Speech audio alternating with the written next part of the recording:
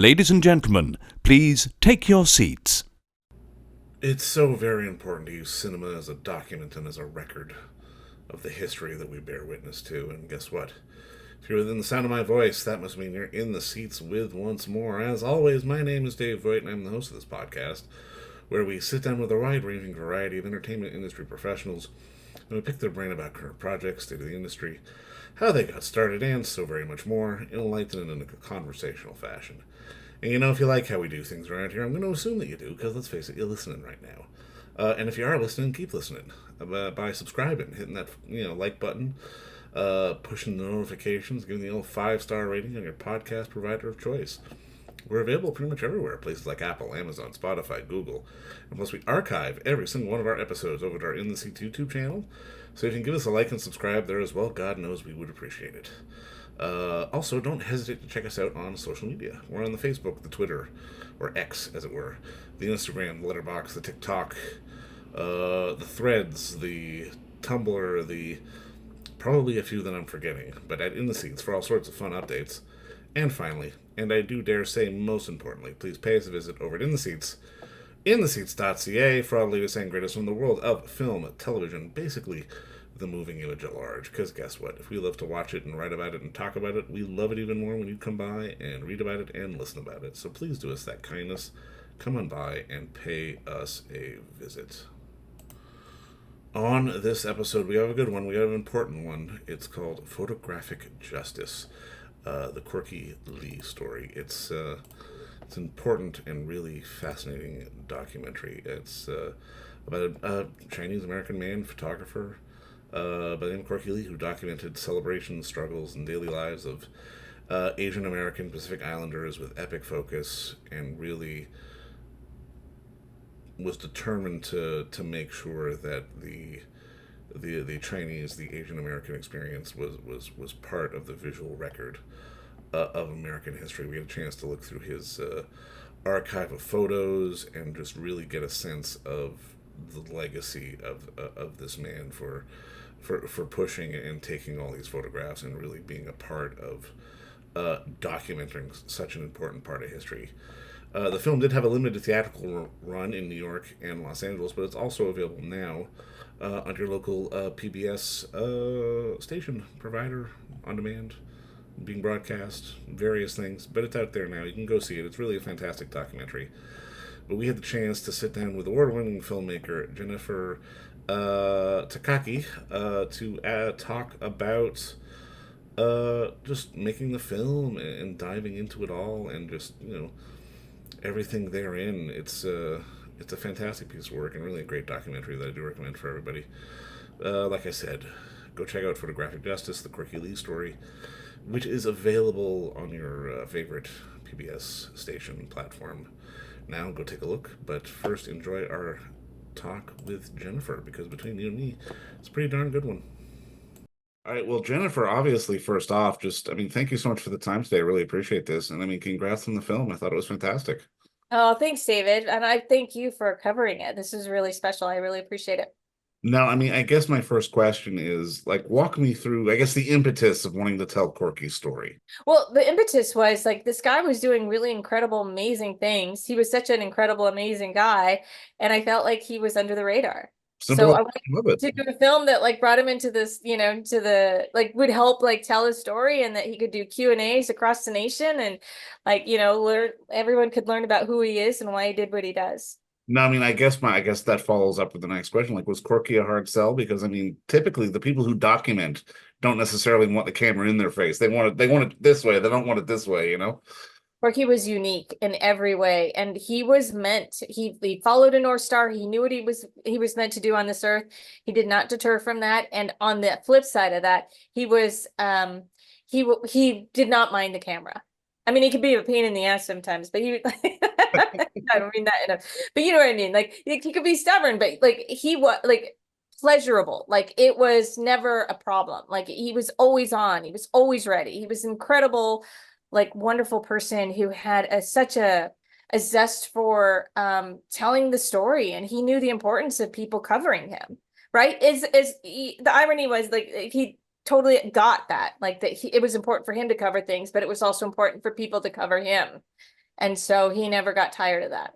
Even the highs and the lows, because I mean, obviously throughout his entire life, he's had some ups and some downs. Like, was he open to sort of you opening the book on everything? Yeah, like when I was talking to him about, like, it was really devastating when he lost his job, and he still talked to me. People in the community kind of were like, this should not be Corky's legacy. But as a documentarian, you have to trudge on and like cover what's happening. And then in the totality of the story, right, it's just a blip of his life, which is what happens in all of our lives, right? Things that like we think are going to define us become such a small little factor of a larger whole of things that are like more important. And so that's what you do. You follow them in their highs and lows and see where it goes. But yeah, Corky was he was very open, and he was very easy to follow, in the sense of like, just he was always doing things that were interesting. Now I'm curious because I mean, obviously, I can imagine Corky and his archives were obviously a great asset to you in just sort of research and putting together the film. But at the same time, how did you manage to sort of draw the line between sort of subject and participant? Like he wasn't the documentarian. You had to sort of, I could imagine you had to sort of draw a line between him being just being the subject and not necessarily sort of involved in production or the narrative, as it were. He never got involved, and he never feigned to get involved. Like he never said like, I want a voice on this, or I don't want this in there. He never edited me when we were filming. So, I think our lines were very defined in a really beautiful way that we never had to discuss. How much, like, when you're doing research, like, how much is the community involved? Like, how much is sort of the people around him involved? Because, I mean, I can imagine you don't want to necessarily just rely on sort of his archives and what he has. In the sense of the photos, Well, or the photos, but just like stories as well, like just being able to reach out and talk to people. yeah. So the way that any, like, because I'm working on another one, but like I find out like people like based on what Corky says, and then like we'll reach out, and then I'll like talk to them, and like just as you keep interviewing people, like names pop up or situations pop up that you want to cover, and then you find out like the people that are involved in that. So with this film, Corky's story is just one of very many people that were involved in the Asian American movement. But it was like the people that some of the people that were interviewed were people that Corky had tapped to do his book, like the foreword or the intro, right? And I start with those people, and then like I'll interview them, and then I'll go on to other people that's names pop up in different ways. So not everyone that I interviewed was put in the film, or sometimes like I would go to talk to people and I wouldn't interview them on camera, right? I would just like ask them at like a photographer comes to mind that I did that with. Like I just went to his house and just talked to him about his archives and like how he knew Corky, and that kind of gave me new perspective. But it was never meant to be on camera. It was more just to talk to people in that area. And so yeah, so it was very organic. No, I mean, I'm curious, like, how do you manage to, I guess, trim down or sort of make it concise, such a full and rich life that he had? Because I mean, I can imagine you left a ton on the floor. I mean, I got a feeling you probably could have done a 5-hour movie about Corky if you wanted to. Yeah, there were some like strategic decisions based on the film kept evolving over time based on like where we were with his life. Like before he died, it was very much about I wanted to do something with more about the history of things. Then after he died, it became much more about him and his work. It was always a part of it, like work was always important, but yeah, it just the importance changed over time, and what we ended up with was like a perfect balance of his his personal and his photography. No, I mean, I'm curious because I mean, obviously, I know you started with like more of a journalism background, but what made you want to transition into something like this and telling a story of this guy? Because I mean, again, it's one of those things where as much as you're giving us all the stuff that he's done and sort of all the stuff that we were, all these fantastic moments that he was a part of, I was still very engaged by him as a subject and as a person. Like, where did you kind of want to make that transition from reporting to maybe sort of storytelling is probably the best way to put it. Very early on, like when I was working in news, I was still in college, well, right out of college. I think you realize like you're very kind of limited in terms of like storytelling, right? Like you get like annual events or like certain things. Like I just really wanted to, I love people history and culture and food. And so that's why I kind of decided to do these like little vignettes on YouTube, was because I just wanted to follow people that I thought were interesting, and that people always wonder like what makes them tick. It would be a universal thing about this one person, like what makes them do what they do, right? Those are the people that I wanted to follow. So it was kind of like starting my own little news organization, but then it just like Corky was the one the only one I did for a very long time.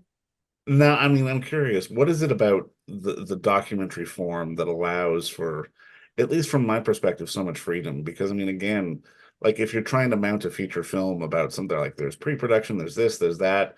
When you're a documentarian, like if you find a subject and you have a camera, you've basically started. You know what I mean? It's not a question of you have to sort of have an arc. Like you need to sort of just start following this person, and then you build your arc, and then you find your funding. It Yeah. doesn't happen in sort of the traditional feature kind of way. But that's like perfect for me, my personality, right? It's like perfect because like I like to do things under the radar and like with no pressure. Like I don't need the pressure of you giving me money and then telling me I have to have it done in a certain amount of time.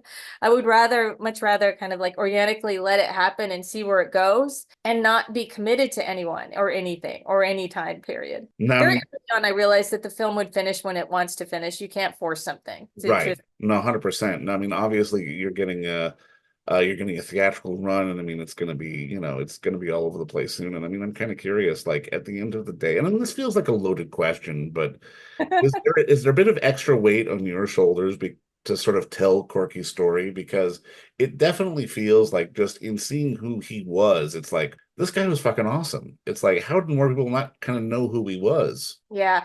Thankfully, I will admit, I was a little concerned about that at the beginning. Like when he first died, when the media was like, asking us questions about Corky and stuff. And I don't think that, I've always said that we're just one moment that we got to spend with Corky, but there's so many other people that have stories about Corky, and they're all amazing and they're all different and they're all really incredible people, right? Like it's how many people he touched is really phenomenal. So like I don't feel that pressure anymore, like the brother and the book and the estate that's coming out, like, and there's other films, and like it's students are doing their own things on Corky. People are teaching classes on their own way about Corky.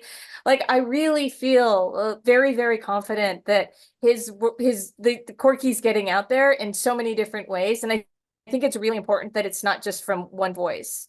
So no, I don't feel that pressure anymore at all. Now, I mean, I'm curious, just to put a bow on this, because I mean, at the end of the day, be it news or be it, filmmaking and storytelling, it's like storytelling is how we learn, storytelling is how we evolve as a species, and it's so important. Be it telling a story about someone like Corky, or just telling a fictional story, or just something that happened way in the past. Was there a moment in your life, or even something you saw, a documentary, a film, that had the light bulb go off and go, you know what, I want to do that? Yeah, I would say Roger and Me. When I saw Roger and Me, I love that kind of like in your face, like, just like what he did, like just descend on a place and just like wreak havoc. Like I love that. Like I really thought that was great. I think that for me, that was probably my light bulb moment. But it didn't, like I just went into news. Like it Right. wasn't like for like that was my endeavor. Like this whole thing kind of just evolved over time.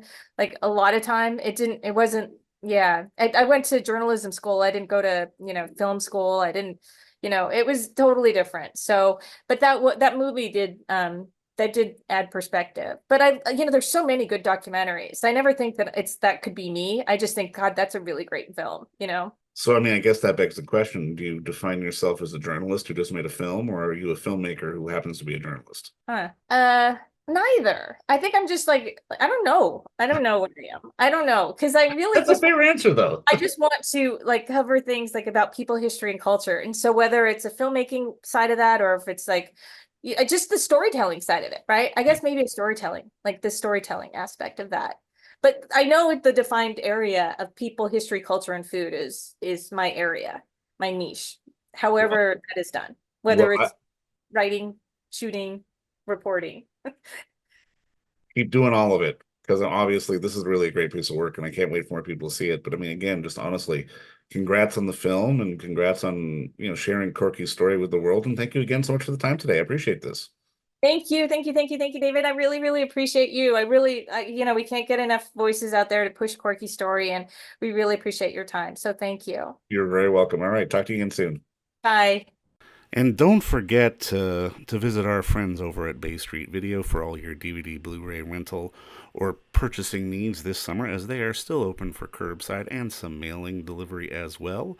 Over at 1172 Bay Street, Toronto, Ontario, Canada, you can give them a call at 416-964-9088. That's 416-964-9088.